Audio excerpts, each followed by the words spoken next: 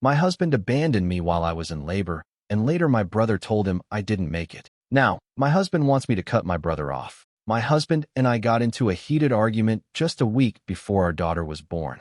The whole thing started when he casually suggested that we get a paternity test for our daughter once she arrived. To be clear, this accusation was completely out of the blue, with no prior incidents or reasons to justify his suspicion. I am a homebody who works remotely, with no close male friends apart from my brother. I don't go out much, and my interaction with other men is virtually non-existent. When he first brought it up, I was taken aback and deeply hurt. I couldn't believe that he would question my fidelity, especially so close to my due date. I told him that he was essentially accusing me of cheating on him, which was not only unfounded, but also incredibly insulting. Instead of understanding my point of view or apologizing, he doubled down on his request, claiming that he just wanted to be sure. This became a recurring topic over the next 3 days. Every time he brought it up, the stress of the accusation started to weigh heavily on me. I felt physically ill from the constant tension. I tried to reason with him, explaining how his unfounded doubts were affecting me, but he wouldn't relent. It felt like he was tearing down the trust and love we had built over the years, brick by brick. On the third day, after another exhausting round of the same argument, I reached my breaking point. I was overwhelmed with frustration and sadness. The stress was so intense that I could feel it taking a toll on my body and my mental health. In a moment of clarity, I realized that I couldn't continue to stay in an environment that was so toxic and harmful, especially not so close to giving birth. I told him that I didn't want to talk to him anymore and packed a few essentials.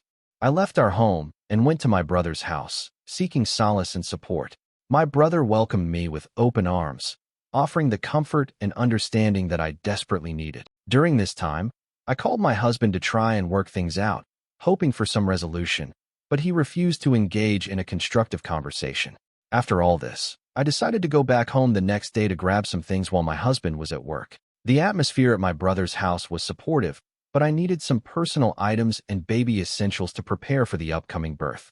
As I walked through our home, the memories of our recent fight lingered, adding a heavy sense of sadness and frustration.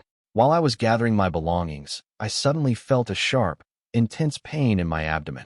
The realization hit me. I was going into labor. Panic set in as the contractions grew stronger and more frequent. I needed to get to the hospital immediately. My first instinct was to call my husband, despite our unresolved issues. After all, he was the father of our child and deserved to be there for the birth. I dialed his number, but there was no answer. I called again and again, a total of 16 times, with each attempt going straight to voicemail. My heart pounded with anxiety and fear. How could he not answer? Didn't he see the urgency in my repeated calls? Each ring that went unanswered only heightened my sense of isolation and dread. Desperate and in pain, I called my brother, explaining the situation between labored breaths. He assured me that he was on his way and tried to reach my husband as well. My brother called him another half a dozen times while driving to pick me up and then continued calling on the way to the hospital, but there was still no response.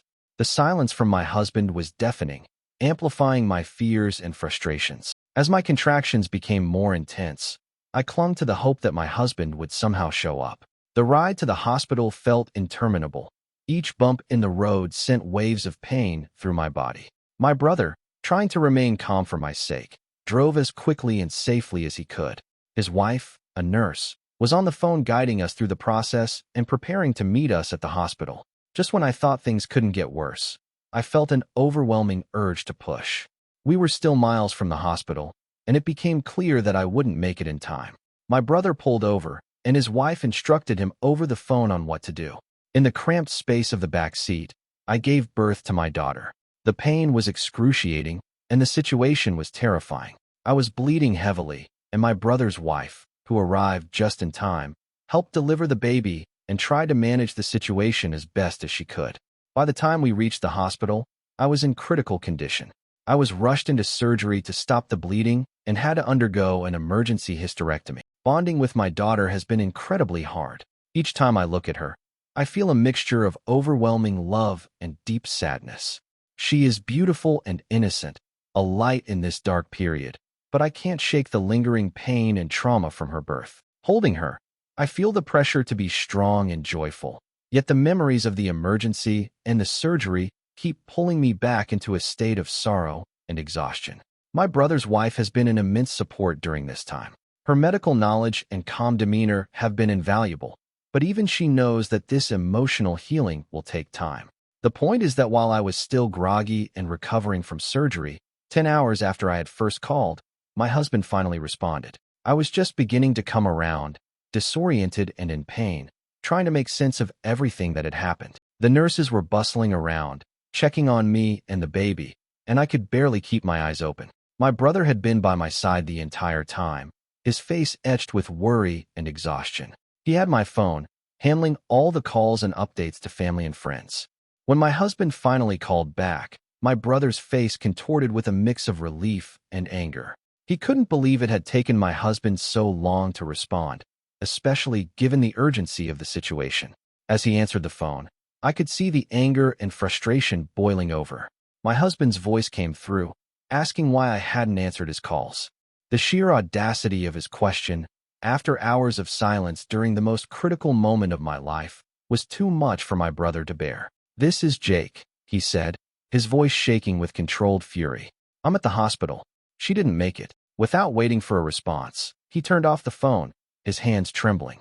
My husband rushed to the hospital, arriving just as I was starting to wake up. The look on his face was a mix of panic, guilt, and desperation. He stormed into my room, his voice rising in anger and confusion. "Why didn't you answer my calls? What's going on?" he shouted, his eyes wild. Before I could even process what was happening, the hospital security intervened, forcing him out of the room to prevent further distress to me. I was too weak and disoriented to fully grasp the situation, but the emotional turmoil was evident. The hospital staff explained that they needed my signature to allow him back in, but I was in and out of consciousness, barely able to focus on anything. My brother's actions, though harsh, were driven by the intense fear and helplessness he had felt during those long hours. He had watched me struggle through labor, bleeding, and in pain, all while my husband was unreachable. To him, those 10 minutes of fear he inflicted on my husband were a fraction of what he had endured.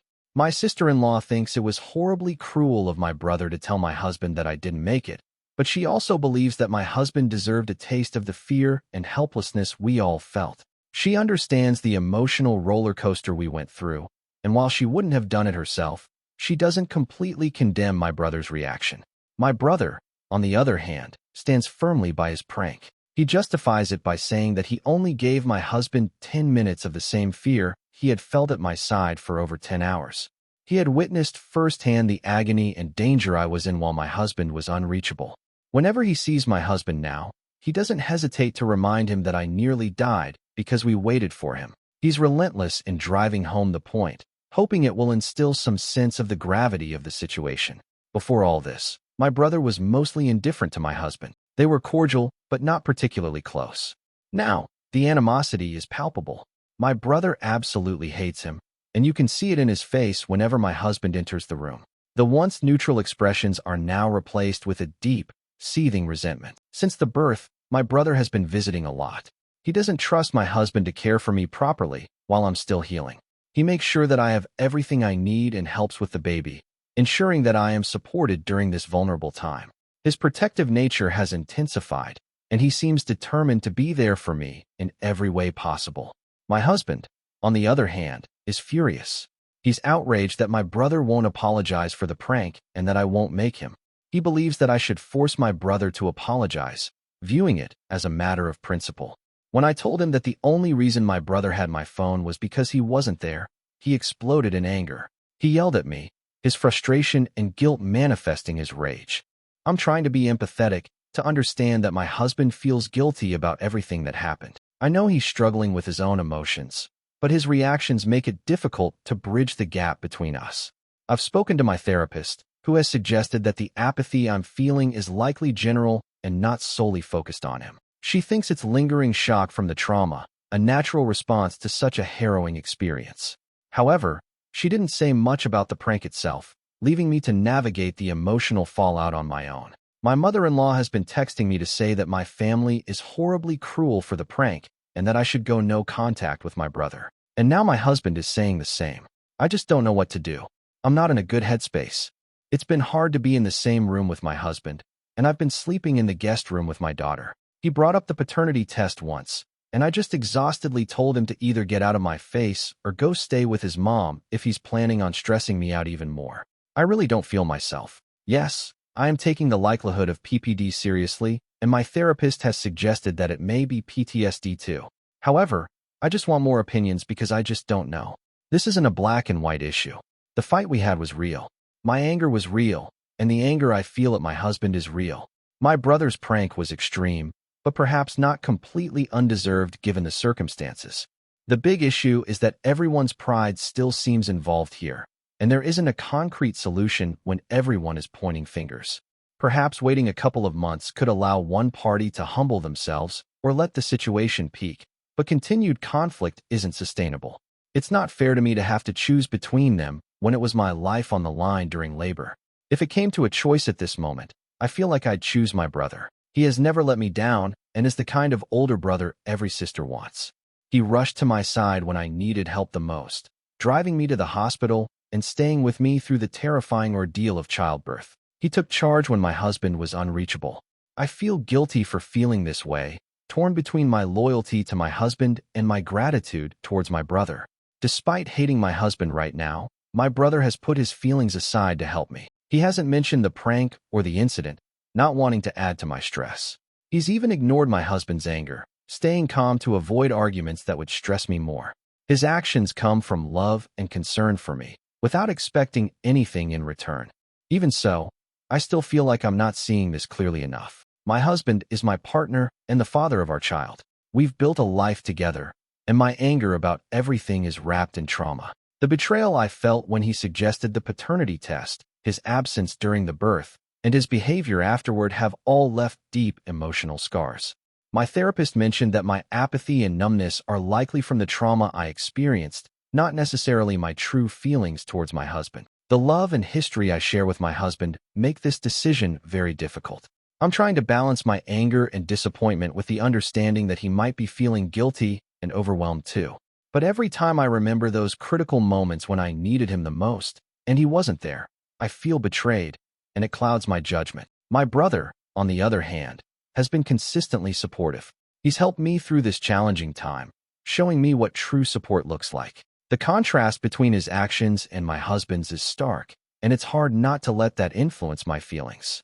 Update: I don't believe this is something we can recover from. I can't imagine being able to heal alongside him, especially since he must have known it was me calling and still hasn't explained why he ignored my calls. I initially thought I would take my time to decide, but I realize now that I don't want to forget the agony of waiting for him, convinced he wouldn't abandon me regardless of his anger. I took the time to think back to that moment before everything went downhill. The memory is vivid and painful. I remember the contractions hitting hard and fast, each one more intense than the last. I was on my knees, trying to breathe through the pain, clutching my phone as if it were a lifeline. The fear and betrayal I felt were overwhelming. With each ring that went unanswered, my sense of isolation grew. I kept hoping, praying, that he would pick up, that he would be there for me in this critical moment. But each time the call went to voicemail, the reality set in deeper. He wasn't coming. I felt grossly betrayed and utterly alone. This wasn't just about a missed call. It was about trust and support at the most vulnerable moment of my life. I needed him, not just as my husband, but as my partner, the father of our child. The person I thought I could rely on unconditionally was nowhere to be found when I needed him the most. The fear I felt wasn't just for myself, but for our unborn daughter as well. I was scared for her safety, scared of what might happen if I didn't get help in time. I've replayed that moment in my mind countless times, and each time the feelings of betrayal and loneliness wash over me anew. I just don't think there's any coming back from that. It's not something that can be easily forgiven or forgotten. It's a breach of trust so deep that it shakes the very foundation of our relationship. I also think about my daughter and the kind of example I want to set for her. I wouldn't want her to think it's okay to stay with a man who destroyed her trust that way. She deserves to see what a healthy, supportive relationship looks like. Staying in a relationship where trust has been shattered would send the wrong message. I want her to grow up knowing her worth and the importance of being with someone who truly values and respects her. I plan to contact an attorney and meet with them in the coming weeks. Thankfully, we have a prenup, so I hope the process won't be too difficult. This situation became even clearer when a friend asked if I would still trust him to sign off on my medical papers. My immediate reaction was a strong no. I wouldn't trust him at all. I want to remove him from that responsibility as soon as possible. Honestly, I'd trust my old college roommates more than him. I would never have ignored so many of his calls unless I had specifically told him I was unavailable, and even then, I would have been more responsive. I feel good with my brother and sister-in-law here with me. Their presence has been a huge comfort, especially with my sister-in-law being a nurse. She was there through the birth, and her medical knowledge and calm demeanor have been invaluable during my recovery. Knowing she's just a room away if I need anything gives me a sense of security I desperately need right now. Having them here has really helped us bond in a way we never really had time to before. My sister-in-law and I have always gotten along, but this experience has brought us closer. We've spent countless hours talking, not just about the baby, but about life, our hopes, and our fears. She's been a sounding board for my anxieties and a source of practical advice, from breastfeeding tips to managing postpartum emotions. It's a deeper connection than we've ever had, and I'm grateful for it. My brother, too, has been a pillar of strength. He's taken on so many responsibilities, from running errands to helping with the baby, and even just being there to talk to. His support has been unwavering, and it's made a world of difference. He's always been my protector, but now more than ever, I see the depth of his love and commitment to our family. I've also finally told my old friends about the baby, and their responses have been heartwarming. They were thrilled to hear the news and eager to help. They've started alternating visits to come and support me, bringing meals, helping with household chores, and giving me some much-needed breaks.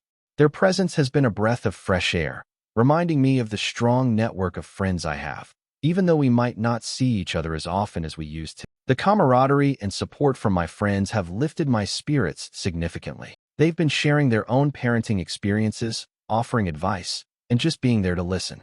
It's reassuring to know that I have a community that cares for me and my daughter, ready to step in whenever I need them. This collective support has been crucial for my mental and emotional well-being. It's helping me navigate the challenges of new motherhood and the complex emotions surrounding my relationship with my husband. None of this even addresses the paternity test, but I'll get it done for the legal proceedings, so he'll get what he wants anyway. I'm safe and well, and my daughter is healthy and as sweet as can be. She sleeps peacefully anywhere and nurses easily, which is such a relief given how much everything still hurts. Making this decision has lifted a weight off my shoulders, and my sister-in-law has been wonderful in helping us bond. Thank you for letting me write this out. I'm not great at keeping diaries or journals, but writing to people feels different and has really helped clarify things for me. Even my therapist mentioned that I seem clearer and calmer. I might give a diary another try, as she suggested. I will now move forward with divorcing him because I no longer trust him as a partner. Trust is fragile and foundational in any relationship. My husband's unfounded doubts and his suggestion for a paternity test not only hurt me deeply, but also broke the trust we had built. When trust is compromised, the entire relationship can crumble. It's essential to be with someone who believes in you without needing constant reassurances of your loyalty and love. Enduring such a traumatic event taught me the value of emotional resilience. Despite the fear, pain, and betrayal, I had to find the strength to move forward for the sake of my daughter and myself. Life can throw unimaginable challenges your way, but you must find the inner strength to persevere and overcome them. Thank you for watching. If you haven't subscribed yet, please do so and hit the notification bell to stay updated with more shocking real-life stories happening around you.